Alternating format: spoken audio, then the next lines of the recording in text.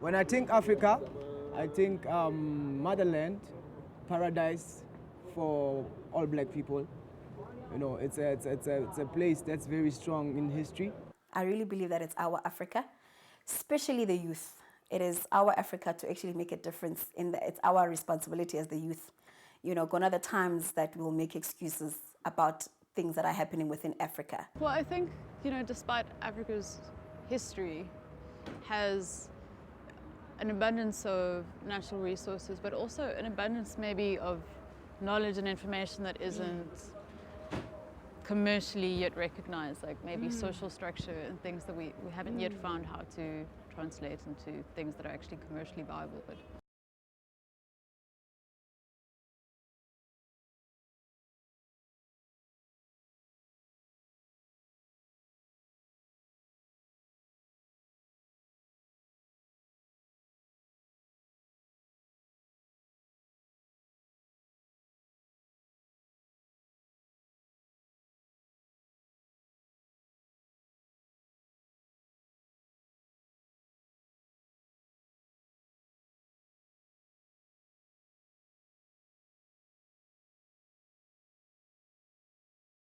Africa does not become for Africans, but is Africa for Europeans in that the minerals, I mean, everything, the wealth of Africa, I mean, we know these stories in that they do not enrich Africans, like they enrich other people outside of the continent. It belongs to others. It belongs to those powerful forces, global corporations who has interest historically has always been in Africa's raw materials. The entire African continent is definitely owned by outside companies globally. During my travels throughout Africa, extensive travel throughout Africa, a lot of foreign companies operating within these countries insofar as infrastructure is concerned, in forms transportation, rail, engineering, skills, and including their skills and development as well.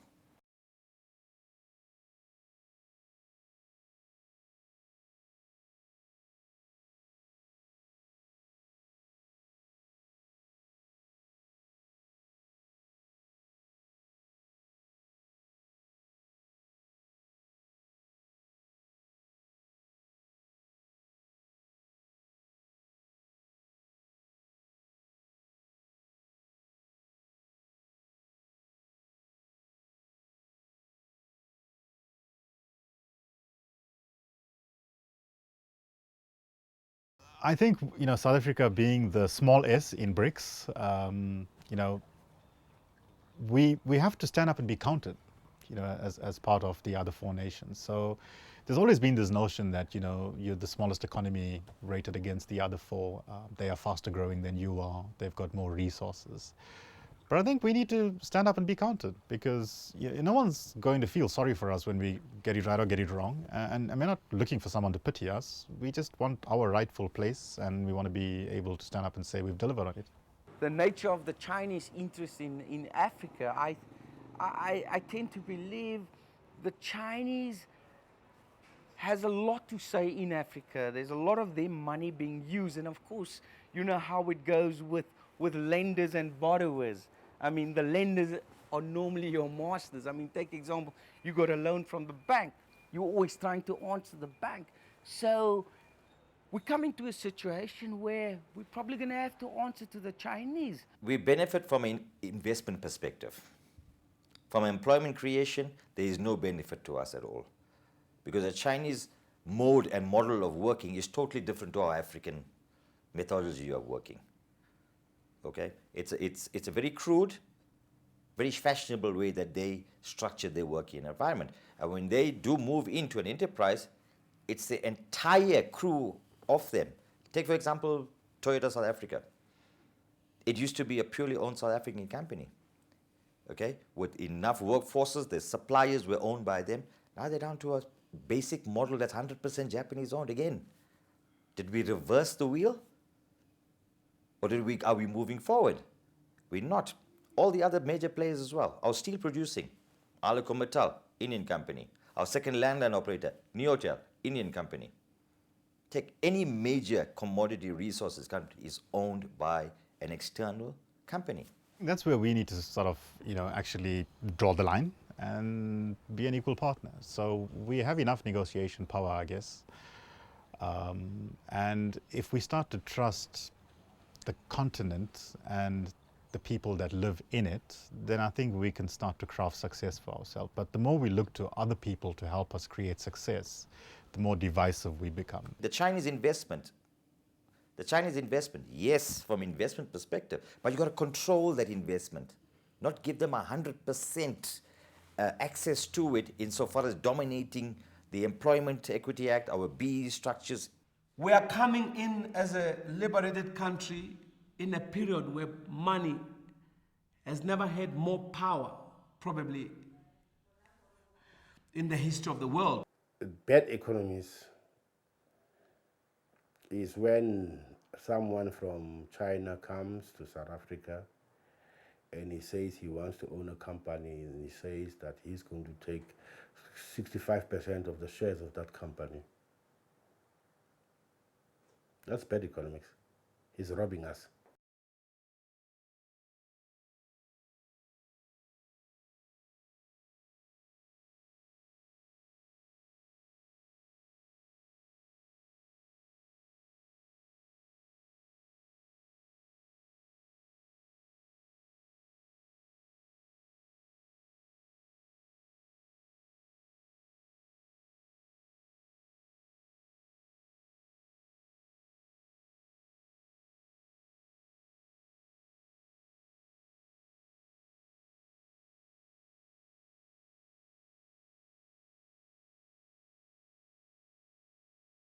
You see, we wanted a total liberation of Africa, culturally, socially, politically, and economically.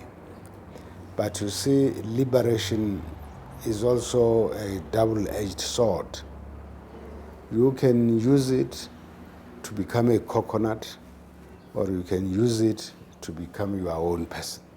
When we think of Africa now, people want to believe that Africa is rising, but in essence, there is no Africa that is rising. Say we're free right now, but we are really not. We are really not free because we still don't own our land, most of it. Truly speaking, we cannot blame all problems of Africa to Europe anymore. It's about time, but we do not have to lose track of the historical processes. But also when we read history, we must not read history like we are driving on a highway. In a historical process, there are continuities and there are discontinuities. I think there's still a very big imbalance. Generally, that pattern is going to copy across to the rest of Africa. But, South Africa being a bit more advanced, I would guess, than other parts of the continent, I think the imbalance for me has most probably gotten worse as opposed to has gotten better. After 94, when blacks, were now like in the governments and offices and everything, in the imaginary of the people, it's somewhat said that we have arrived, but the material living conditions, their material living conditions, speak otherwise. Thomas Sankara once said, the hand that feeds you is the hand that controls you. So in essence, the person who is controlling the economy, the person who has economy in his or her hand is the one to control you. So as Africans, we do not have that in our hands. We do not control economy. The West introduced the structural adjustment program back in the days, which actually made sure that those programs ripped Africa economically. The sanctions imposed on the continent, the conditions from the IMF, such conditions or agreements have made sure to paralyze the African economy. So now as a result, we find ourselves not in control, or we cannot even say we have the ownership of Africa.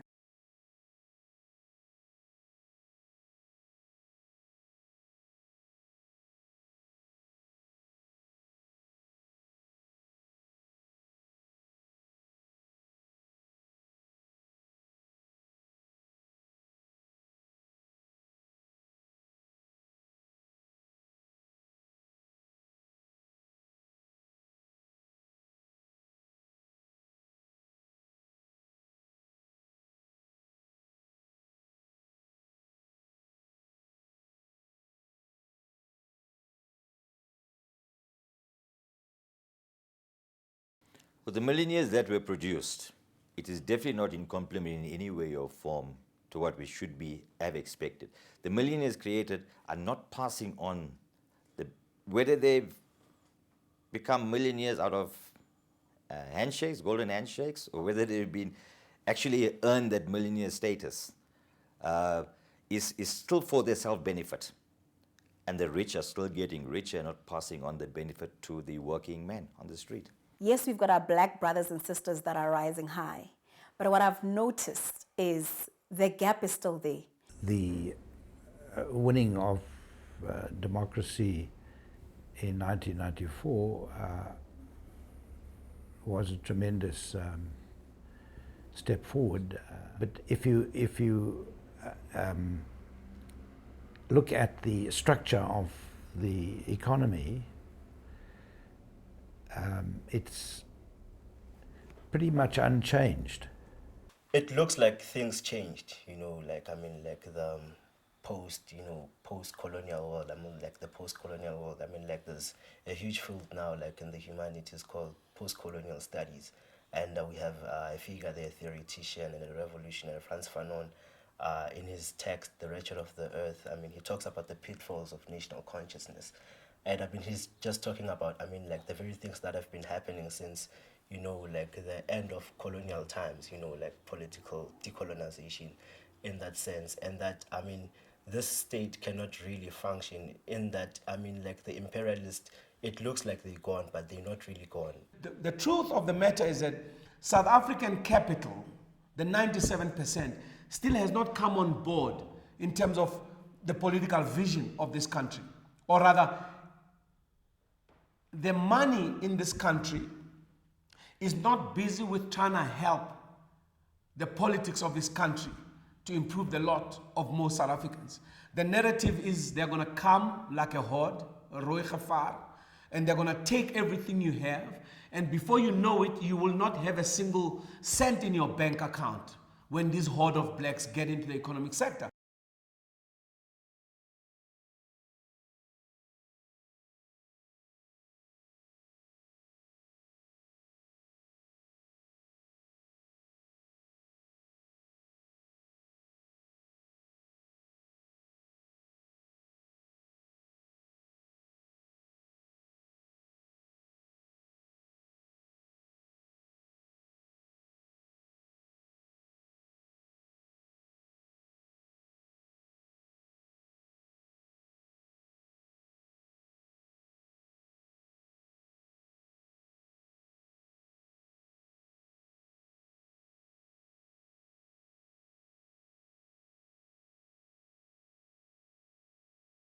Wealth creation has got to be a bit more broad-based as opposed to where it is now. So, you know, given my view of the 20 years that we've been in sort of the democratic view of the country, we seem to be enriching a handful of people as opposed to creating a solid foundation of, you know, building the right bridges for education, for infrastructure. And I think, you know, if you get those building blocks right, then you sort of set yourself up for success in terms of how you create that pipeline.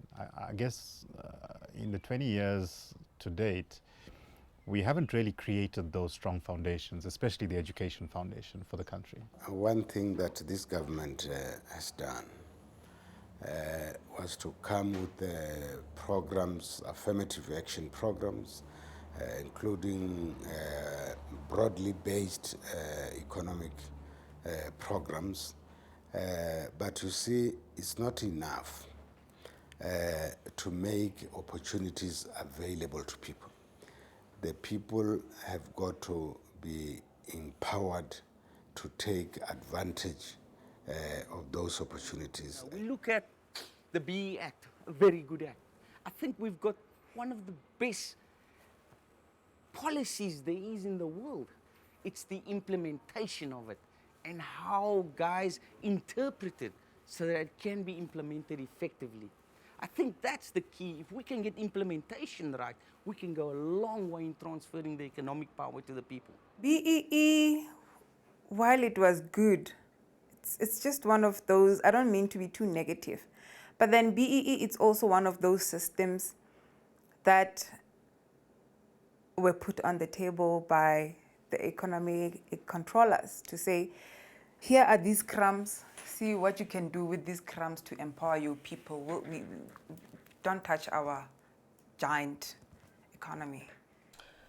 I think, you know, like the particular idea like of RDP, NDP, BEE, I mean, like these are models, I mean, like affirmative action, I mean, like these are models supposedly copied from the United States, like where black people are a minority there and like they're not like the indigenous owners of the land. I mean, like, so like that thing, I mean, may be appropriate for America, but I mean, it cannot be appropriate here in that, I mean, here, like, we are not the minority. I mean, like, this is our land. We are the majority here. And, like, we can't be having, you know, schemes, you know, like, I mean, like, you know, to uplift us, you know, like, in our land. I mean, everything should be ours. Everything should be run and controlled by us. Black economic empowerment is not a few individuals as we see. We've got a few individuals who've become very rich.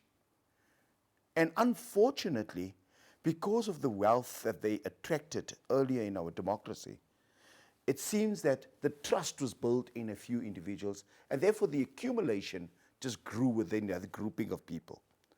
We have to find a system, and we started off so well, you know, where every project that came in had a broad-based community grouping. But out of that community grouping grew greed. And that greed was just fast-tracked, that it only became a few individuals, and the communities were like, some of them not even known.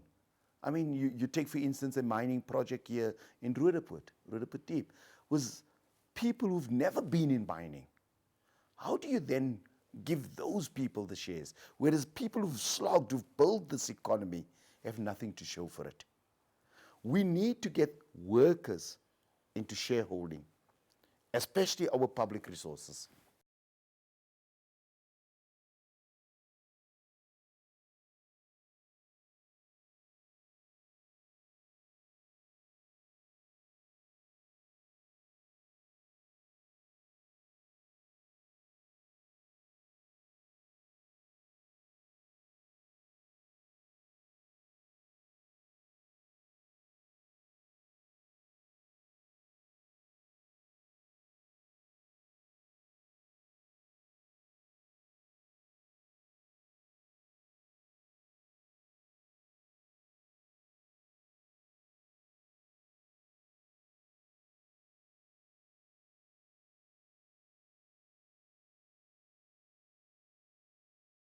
I'm 95% for nationalization of the mines.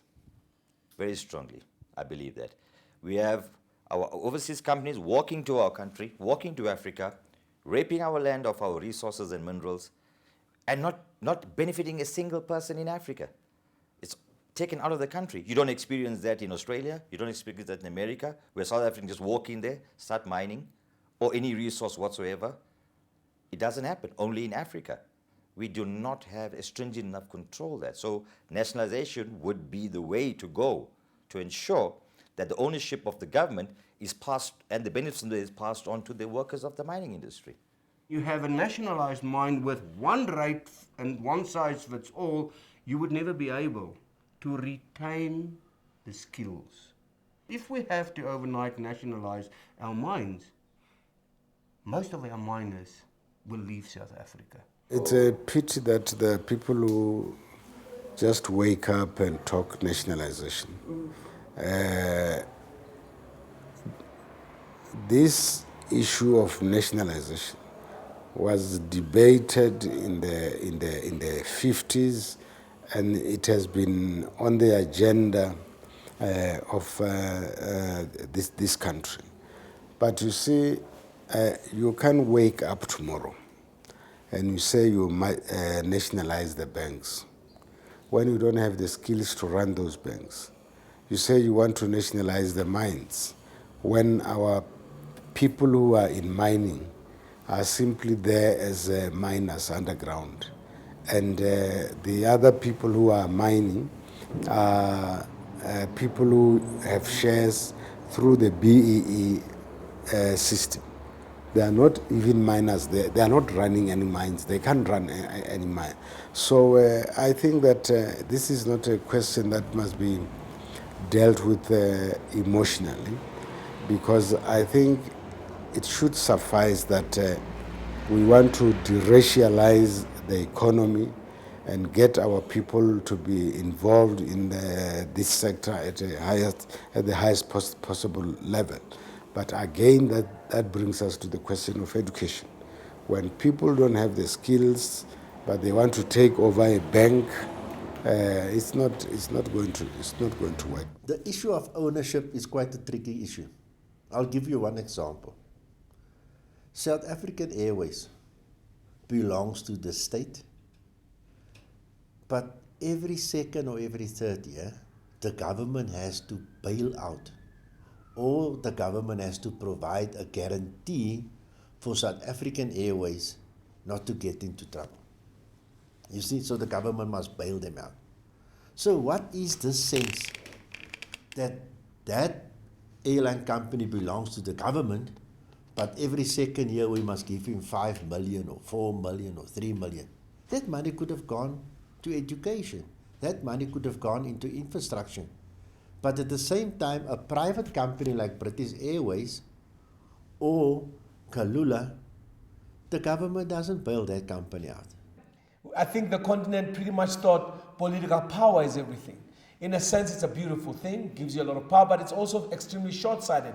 Because, believe me, while you're practicing to handle political power, you're not practicing to handle economic power, which is a totally different kind of power. You know what it felt like the first time you had 10,000 rand, you know, like it's a whole different thing to like when you have 1 rand or 10 rand, right? That power needs to be harnessed, looked after, taken care of, and used the right way. And we didn't.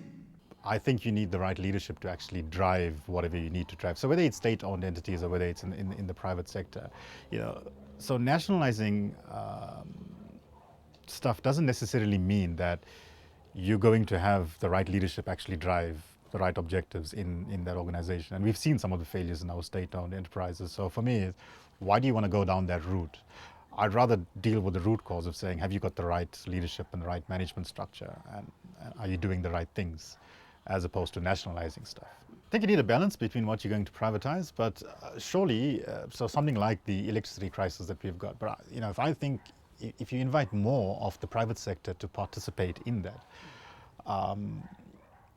I think you resolve the longer term issue of ensuring that you've got enough capacity to meet the demand, because you know our Eskom has basically shown us how difficult it is to maintain the old stations as well as build new ones and keep the lights on, if you can call it that. So I think you need to invite the private sector to participate in some of these things that the state is struggling with. It's a natural, you know, fit for getting the right solution out there.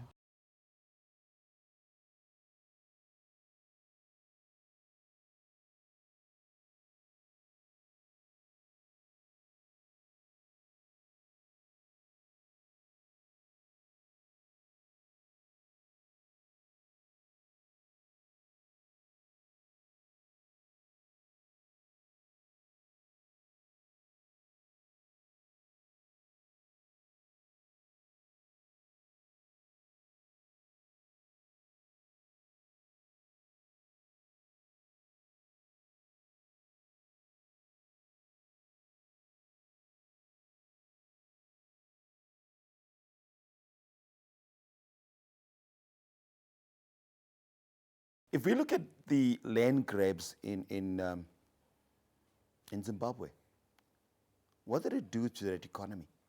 What did it do to the trust? You know, investments, if you invest your own money into something, into a stock, you look at what returns it would give you. Now, that's at the heart of any investment. So it has to be underpinned by good policies and legislation. We have them in our country. We should start exercising them. We have a situation in South Africa where we're not feeling too comfortable to basically invest in South Africa for 2 reasons. First of all, policy, government policy. Secondly, we sit with a situation that we can't we can't get what we want. So therefore, because money needs to go back to the investors on the outside, and they say, if I want to invest, I need to have electricity to refine. I need to have electricity to basically have my plants running and everything. And we don't have that in South Africa right now. We have a crisis with Eskom, and that is the one thing that we have. What we are saying is we must be careful that a person don't confuse the issue of ownership. You see, because when Kalulu or British Airways make a profit, they must pay tax on the profits that they make. South African Airways doesn't even make profit. We must actually take tax from another company and give it to them.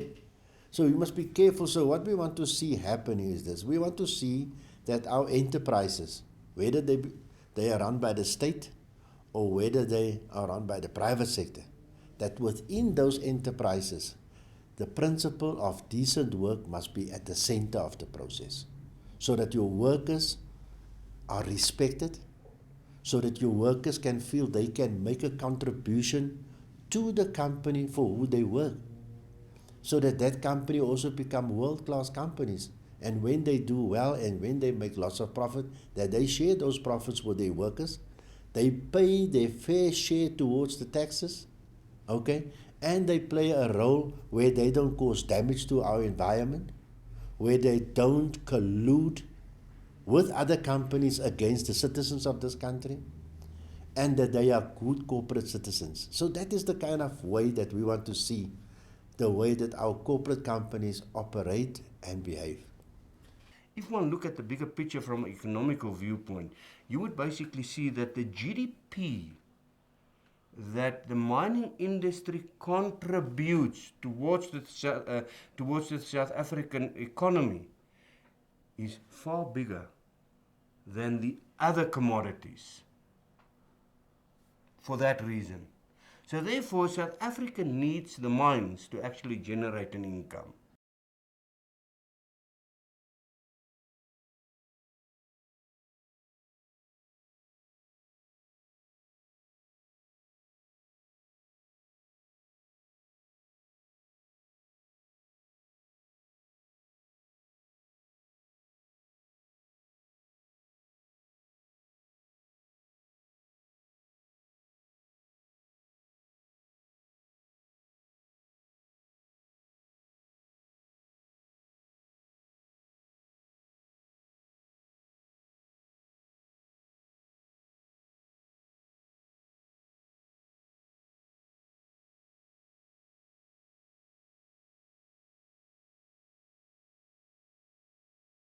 I'm a strong believer of long-term planning. Now, you mentioned the Singaporean model. I think that's the best model to follow. One way Singapore, and its president died a few months ago, who actually grew the modern Singapore, believed in firstly setting a goal, a vision for Singapore, then developed a strategy, then went to its education system from grade R right up to university level, right up to technikon level. You have to, when you set policy, you have to say, within 10 years, this is the outcome.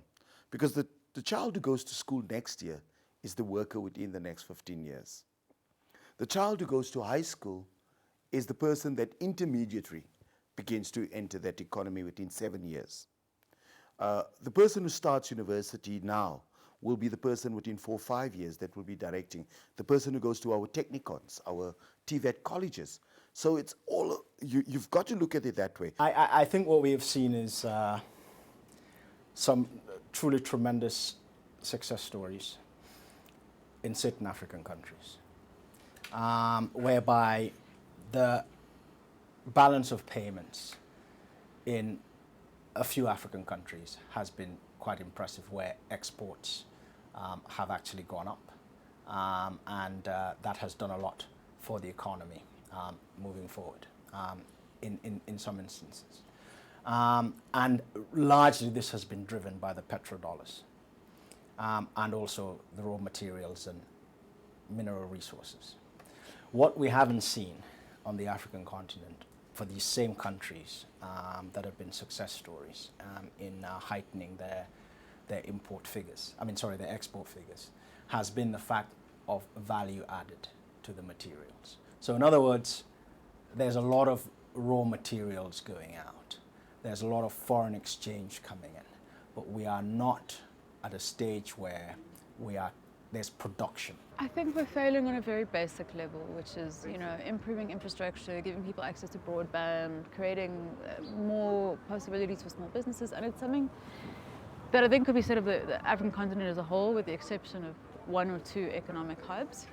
Like Moletu Mbeki has spoken about at length in South Africa, is we've kind of fallen into a Western model of we're growing the financial services industry, which can only absorb educated, a very niche grouping of people, as opposed to growing industry that can absorb masses of people who don't necessarily need to have tertiary level education.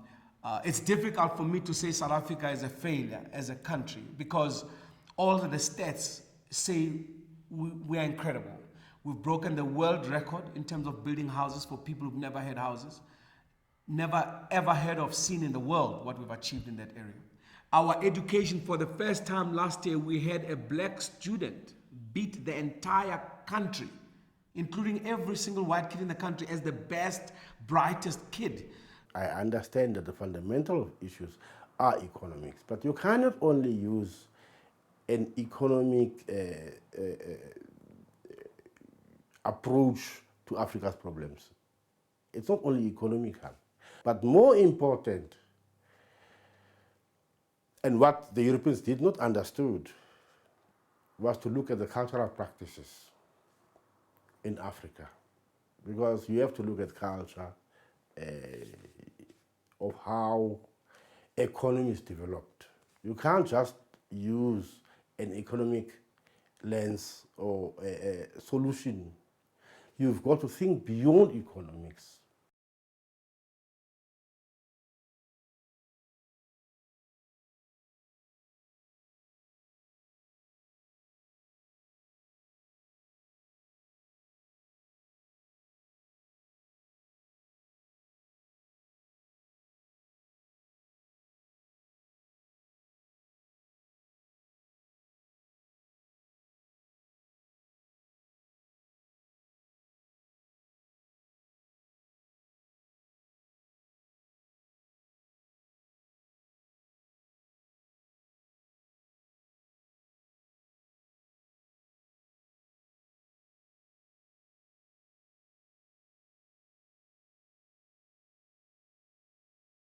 No country, no people are benevolent to any other. No country or people is developed by outsiders. That we will have to pull our own selves up by our own bootstraps in terms of seeking the development of the different countries of Africa, the regional economic groupings, ECOWAS, SADC, East African Community, and the Maghreb Union, amongst others, Central African Economic Community. I think that's of utmost importance. We need to remember and recognize, in terms of some of the tentacles of colonialism, the French, when they were leaving the African continent, tied most of their colonies. Today we hear only about 16 remain, tied to that agreement. The French actually had the audacity to tie Africans to what it called a slave and colonial tax. The French were taxing Africans for the shabby, minuscule so-called infrastructure that they had put on the African continent during their enslaving and colonial enterprises. They've taken much more from the African continent. So I thought it was important to state that. Well, I think it's sort of like a mark of the times that we live in, that everything has to be relevant to capitalism. And I think, from what I see, Africa is struggling to define that moment for itself. We need to be innovative in South Africa. We need to make use of the current situation that we have and use it as an opportunity to enrich ourselves within South Africa. And I believe it can happen. The fundamental problem with the Cold War system is that it showed the vacuum that exists in Africa in terms of knowledge. And that is that the kinds of concepts that we're using are not concepts that are created by ourselves. We borrow concepts. How do we change Africa? How do we change our economy? Is we've got to start becoming a manufacturing continent. Now, it does require a few things. We've got all the natural resources, which some countries do not even have, but have bigger economies than us. The greatest next leader in this country is the one, whoever he is, who will convince the 97% in our economy to believe in this country as a whole. When we get to a point where everybody with money in this country believes in the totality of this country, we really are going to move. And I'm waiting for that leader, somebody who can unite this country at an economic level and then propel us beyond America in terms of what we achieve.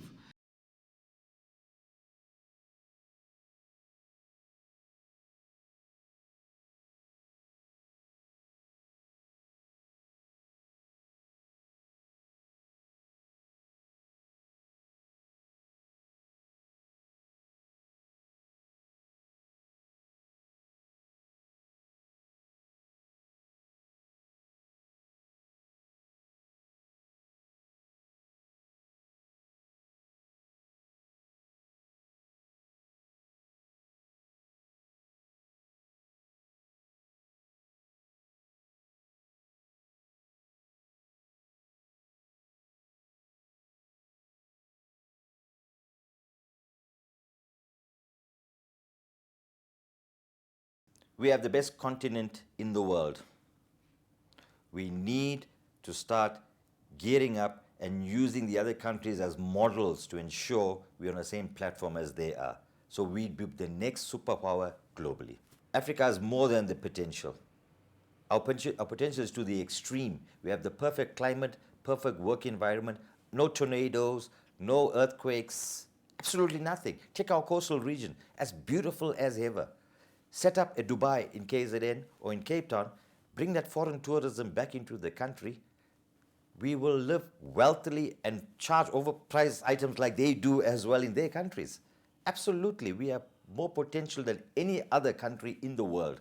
There is already an existing market. The African continent now has reached 1 billion people. But the trade amongst ourselves is infinitesimal. It needs to be a lot higher.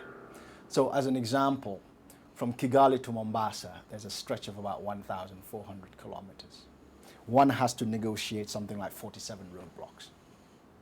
How do you look at doing trade in such an environment? We talk about an Africa integration, an integration agenda, an African renaissance. But at the end of the day, what we are seeing is that it is much harder for an African country in the same region to trade with a neighbor than it is for them to trade with the United States or the European Union. Africa is a very exciting place to be in because it provides a basis for us as scientists to rethink development practices. It feels like up until Ebola and Boko Haram, there was this wave of Afro-optimism and the idea of this being the next frontier and kind of, all the focus of foreign banks being about the continent and the potential of the continent. But now it's kind of going again through a self-image crisis. I feel like South Africa has kind of fallen off the map of that debate, We've become very insular. We're not necessarily engaging a perspective that is about a continent or being Pan-Africanist the way we used to. And I don't think we even necessarily have solutions that are working that we could turn around and go to Africa and go, look, this is how we're doing this, this is how you should do that, which is hard to admit, but I think Nigeria is going to be more of a leader with all its issues in the next 20 years than South Africa is ever going to be. Being a South African, I'm part of the Rainbow Nation. And there's a definite future for us as South Africans. There's no other country that has got the resources that we have. There's no other country that has basically got to a point where we had after liberation. There's not one country that can stand up today and say that they have the peace that we have. They had the economic growth that we had post-94. No other country that went through from colonialism, through the liberation to where they are now, can stand up today and compare with South Africa. The blame needs to be put on our elites, our leaders, because the main issue within the continent is lack of good governance. And based on that, we cannot understand why we are supplying raw materials since 1960s, and we are not able to process them within the continent. Is it because we are not intelligent? Is it because we are lazy? I don't believe so. I just believe that is lack of commitment and from our leaders. And every time you have strong leadership who want to change the rules, there is this kind of head of state syndicate that prevent that one to change the rule. And he'll find himself get killed. It's the like of Lumumba, Sankara. We have to act as Africa. We are going to be the largest economy within the next 100 years. We are going to be the largest population group on one single continent within the next 20 years. Now, imagine that spin-off for us, the economic growth, the social, economic, psychological development, that we move and break the shackles, one of slavery, two of that concept of dark Africa that permeated our mindsets, that dominated our thinking, that anything that comes out of Africa as nothing worth and a second grade. In the first decade of the 21st century, yes, developing countries, global south, but they're all doing it to develop their people. That's important. So we mustn't take this friendship with other people and be blind about it. After all, this is how we became enslaved and colonized in the first place. So it doesn't matter who the enslaver or the colonizer is, it doesn't matter what their color is. We've got to recognize that we are the only ones who can represent our interests. We here where we are because of the the violence inflicted upon us by Europeans, and so I mean a logical conclusion from this is that we need to resist this violence, and we're not just talking about physical violence, but all other forms of violence perpetuated upon Africans. So yeah, we just need to cleanse ourselves from all these. The problem is that we've got followers in our continent. We don't have people who are, even in terms of governance, policies and all this, we listen to, we follow the president. We don't think with the president for him to think with us. That's what we have in the continent. That's when now we have to be critical of Africa. There are solutions that we must find. The first solution is to begin to start understanding that the system that we have adopted, that of capitalism, that exists currently, that governs the world, is just not correct. As human beings, we live on hope. That's what keeps us going. So I still believe there is hope. However, we need to get the right leaders. The leaders that's in it for the people and not in it for themselves. Africa is a phenomenal business destination. It has growth, it has potential. This is where the world of tomorrow will converge. The opportunities are here, not only in terms of telecoms, in terms of development, infrastructure development. Africa is ready, and it should be run by Africans.